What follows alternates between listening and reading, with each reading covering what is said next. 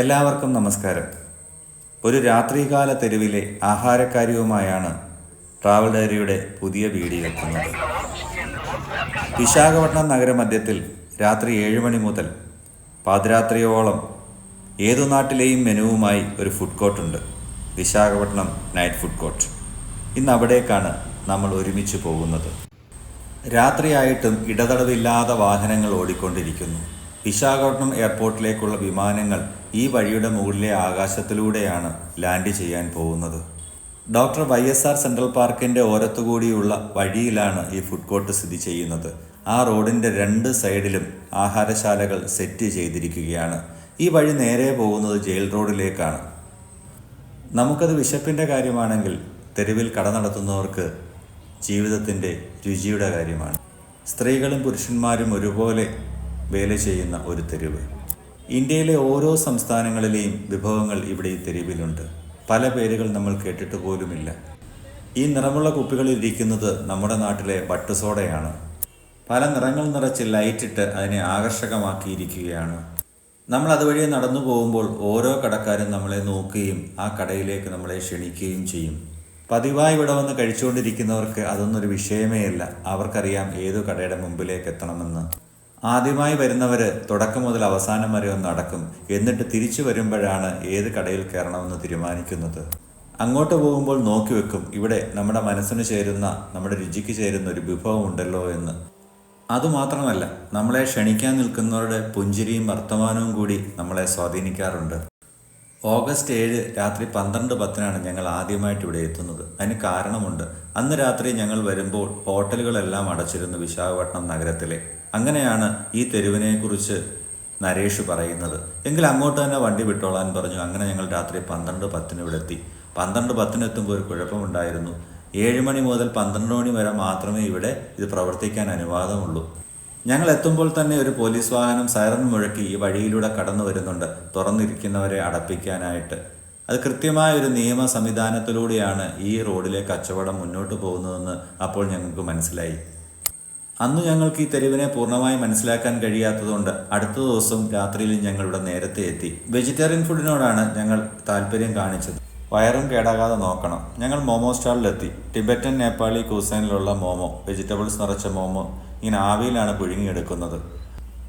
ആവിക്കൂട്ടിൽ നിന്ന് അപ്പോൾ എടുത്തതുകൊണ്ട് നല്ല ചൂടായിരുന്നു. പെട്ടെന്ന് നമുക്കതിനെ കഴിക്കാൻ പറ്റത്തില്ല. കുറച്ച് സമയം എടുത്ത് ഞങ്ങൾ YSR പാർക്കിൻ്റെ സൈഡിലിരുന്നാണ് അത് കഴിച്ചത്.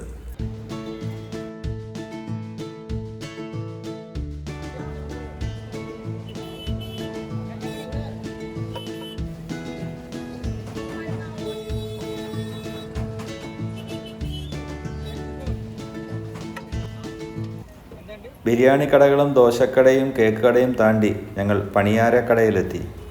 ഒരു ചേച്ചി അവിടെ നിന്ന് ചൂടോടെ പണിയാരം തയ്യാറാക്കിക്കൊണ്ടിരിക്കുകയാണ്. അതും അരിയിൽ തയ്യാറാക്കുന്നതാണ്.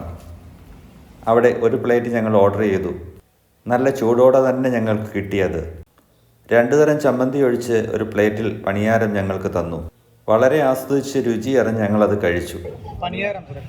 വീണ്ടും ഞങ്ങളുടെ നടത്ത് തുടർന്നു. ഓരോ കടകളെയും നോക്കി നോക്കി ഞങ്ങൾ നടക്കുകയാണ്.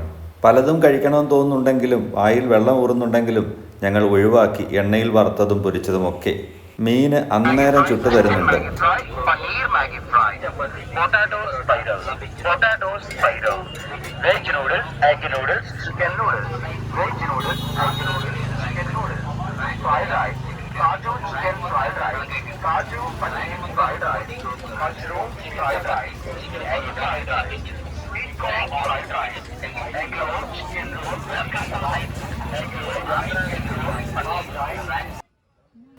ഈ കടയിൽ തേങ്ങാപ്പൊങ്ങ് വിൽക്കുന്നുണ്ട്. അതുപോലെ പലതരം അച്ചാറുകളും.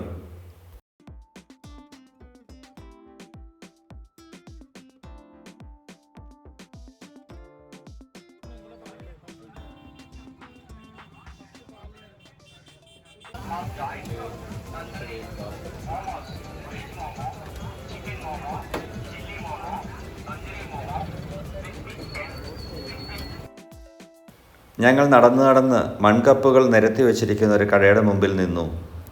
അവിടെ തന്തൂരി ചായ എന്നെഴുതി വെച്ചിട്ടുണ്ട്. കുറച്ചു നാളായുള്ള ഞങ്ങളുടെ ആഗ്രഹമായിരുന്നു തന്തൂരി ചായ കുടിക്കണമെന്ന്. തന്തൂരി ചായയുടെ പ്രിപ്പറേഷൻ ഇതിൽ കൃത്യമായി ഷൂട്ട് ചെയ്തിട്ടുണ്ട്. അതിൽ നോക്കി മനസ്സിലാക്കാവുന്നതേ ഉള്ളൂ. ഇത് കാണുന്ന പലരും ഇത് മുമ്പേ കുടിച്ചിട്ടുള്ളവരായിരിക്കാം.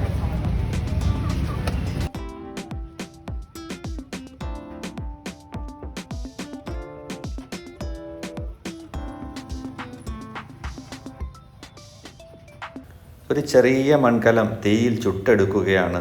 അതിലേക്കാണ് ചായ ഒഴിക്കുന്നത്.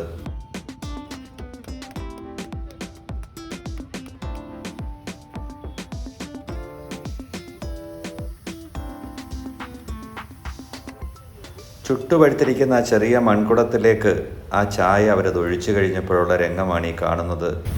ആ മൺകലത്തിൻ്റെ ചൂടിൽ ആ ചായ തിളച്ചു മറിയുകയാണ്. അതിന് മറ്റൊരു രുചിയിലേക്ക് ആ ചായ മാറും. അത് കുടിച്ചു കഴിയുമ്പോഴേക്കുള്ള ഉഷാർ പറഞ്ഞറിയിക്കാൻ പറ്റത്തില്ല. നല്ല ടേസ്റ്റുള്ള ചായ. ഏതെങ്കിലും അവസരത്തിൽ ഒന്ന് കുടിച്ചു നോക്കൂ എന്ന് മാത്രമേ പറയാനുള്ളൂ. കാരണം ഇത് നേരിട്ട് അനുഭവിക്കേണ്ട ഒരു രുചിയാണ്. തന്തൂരി ചായ ഞങ്ങൾക്ക് മൺഗ്ലാസ്സിലേക്ക് പകർന്നു തരികയാണ്. ഇതൊഴിക്കുന്ന ഗ്ലാസ് മൺഗ്ലാസ് വീണ്ടും ഉപയോഗിക്കാറില്ല. അത് പൊട്ടിച്ച് കളയുകയാണ് പതിവ്. അരുൺ ഡോക്ടർ തന്തൂരി ചായ കുടിക്കുകയാണ്. എങ്ങനെയുണ്ട് അരുൺ ഡോക്ടർ? അതിന്റെ പ്രോസസ്സ് നല്ല രസമല്ലേ? അതെ അതെ, നല്ല ടേസ്റ്റ് ഉണ്ട്. ഷാബിർ ഡോക്ടർ ആദ്യമായിട്ടാണോ തന്തൂരി ചായ കുടിക്കുന്നത്? കണ്ടിട്ടുണ്ട്, ആദ്യമായിട്ട് കുടിക്കുന്നത്. നല്ല ടേസ്റ്റ്, നല്ല ചായ. പ്രോസസ്സ് ഒരു വെറൈറ്റിയാ. आपका नाम? बासु। ओ विशाखापट्टनम में रहता है? भीमवरम। किधर है वो? वेस्ट गोदावरी। गोदावरी। गोदावरी। ये कितने साल से इधर ऐसे करता है? 4 months। 4 months। इसके पहले इसके बाद नहीं करता है। अभी बिजनेस कैसे है? अच्छा है. ഇവിടെ വെച്ച് ജയിൽ റോഡിലേക്ക് ഈ റോഡ് ചേരുകയാണ്. ഈ കാഴ്ച മാത്രം മനസ്സിനെ വല്ലാതെ വേദനിപ്പിച്ചു. ഒരു കുഞ്ഞ് ഒറ്റയ്ക്ക് അവിടെ കിടക്കുന്നു. ഇതൊരു എമണ്ടൻ കരിക്കാണ്. ഇത് കരിക്കുൽപ്പന്നങ്ങളുടെ ഒരു കടയാണ്. നമ്മൾ നടത്തം തുടങ്ങിയിടത്തേക്ക് തിരിച്ചു പോവുകയാണ്. ഇനി ഒരു കിടിലൻ കാഴ്ച കാണിക്കാം. ഒരു കാർ അവിടെ കിടക്കുന്നതായിട്ടാണ് അങ്ങോട്ട് പോയപ്പോൾ തോന്നിയത്. തിരിച്ചു വരുമ്പോഴാണ് മനസ്സിലായത് ഇതിൻ്റെ ബോണറ്റ് തുറന്നു വെച്ച് അതിൻ്റെ അകത്ത് ബാർബക്യൂ ആണ്. കാറിൻ്റെ എൻജിൻ മാറ്റിയിട്ട് അതിൻ്റെ അകത്ത് തീക്കനൽ സെറ്റ് ചെയ്തിരിക്കുകയാണ്. അതിൽ വെച്ചാണ് ഇറച്ചിയും മീനുമൊക്കെ ചുട്ടെടുക്കുന്നത്. നമുക്കത് കാഴ്ച കാണാൻ പറ്റും. അവിടെ നിന്ന് ആ സുഹൃത്ത് അത് വീശി ആ കനൽ കത്തിച്ച് ഇറച്ചി ചുട്ടെടുക്കുകയാണ് കനലിൽ. രാത്രിയിൽ അവർ കടയടച്ചിട്ട് പോകുമ്പോൾ ഈ സാധനങ്ങളൊക്കെ ആ കാറിൻ്റെ സീറ്റുകളിലൊക്കെ വെച്ച് സെറ്റ് ചെയ്തിട്ട് അടച്ചിട്ടാണ് പോകുന്നത്. കാർ അവിടെ തന്നെ കിടക്കും, കൊണ്ടുപോവുകയില്ല. ഇവിടെ മറ്റൊരു ഡിസ്കഷൻ നടക്കുകയാണ്. ഒരു ദോശ കൂടി കഴിച്ചിട്ട് മടങ്ങാമെന്നുള്ളതാണ് ഞങ്ങളുടെ പ്ലാൻ. ഏത് ദോശ കഴിക്കും? ഇതുവരെ കഴിച്ചിട്ടില്ലാത്തൊരു ദോശ തന്നെ ഓർഡർ ചെയ്യാനാണ് ഞങ്ങൾ തീരുമാനിച്ചത്. ടീൻമാർ ദോശ. അങ്ങനെ ഷെഫ് വന്നിട്ട് ടീൻമാർ ദോശയുടെ പ്രിപ്പറേഷൻ പരിപാടികൾ തുടങ്ങി. ഞങ്ങൾ ആദ്യ അവസാനം അത് കണ്ടുകൊണ്ടേയിരുന്നു.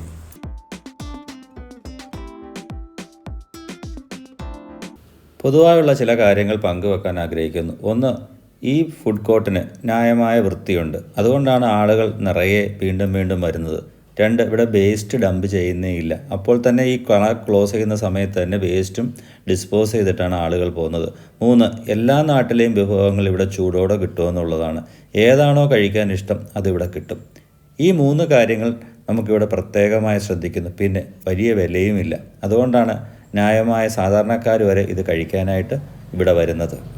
ഒരു കാര്യം പറയാൻ മറന്നുപോയി, ഇരുന്ന് കഴിക്കാനുള്ള സൗകര്യവുമുണ്ട്.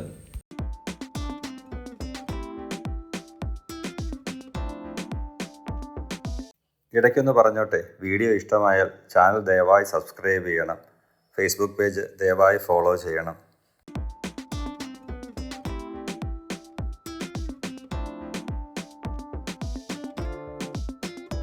നല്ല ടേസ്റ്റായിരുന്നു ദോശയ്ക്ക്. ഒരു പുതുരുചി, ഇതുവരെ കഴിച്ചിട്ടില്ലാത്ത ഒരു ദോശയുടെ രുചി. ദോശ ഞങ്ങൾക്ക് അവർ കൊണ്ടുതന്നു. ഞങ്ങൾ വളരെ സമാധാനത്തോടെ പങ്കിട്ടത് കഴിക്കുകയായിരുന്നു ചെയ്തത്. ബില്ല് എത്രയെന്ന് ചോദിച്ചു. 150 രൂപ എന്ന് പറഞ്ഞു. ആ 150 രൂപയ്ക്കുള്ള പരിപാടികൾ അതിനകത്ത് അവർ ചെയ്തിട്ടുണ്ട്. വിശാഖപട്ടണം നൈറ്റ് ഫുഡ് കോർട്ട് എല്ലാവർക്കും മനസ്സിലായെന്ന് വിശ്വസിക്കുന്നു. ഇതാണ് ആ സർക്കിളിൽ തുടങ്ങി ഇങ്ങേയറ്റത്ത് ജയിൽ റോഡിലേക്ക് പോകുന്നത് വരെയുള്ള ഒരു വഴിയിലെ ഫുഡ് കോർട്ട്. ഒരു നാടിനെ അറിയണമെങ്കിൽ അതിൻ്റെ തെരുവിലൂടെ നടക്കണമെന്നും അലയണമെന്നും കേട്ടിട്ടുണ്ട്. എങ്കിൽ മാത്രമേ ആ മനുഷ്യരെക്കുറിച്ച് നമുക്ക് മനസ്സിലാകത്തുള്ളൂ, ആ പ്രദേശത്തെക്കുറിച്ച് മനസ്സിലാകത്തുള്ളൂ.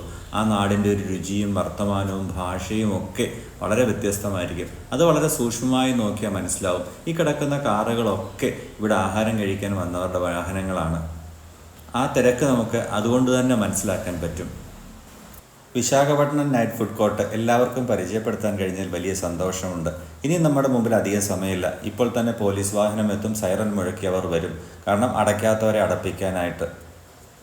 1 മിനിറ്റ്, 2 മിനിറ്റ്, 12:10 ആയിരിക്കുന്നു. ദാ വാഹനമെത്തി. അപ്പോൾ നമുക്കും പോകാം. വീണ്ടും സന്ധിക്കുന്നവരെ വണക്കം.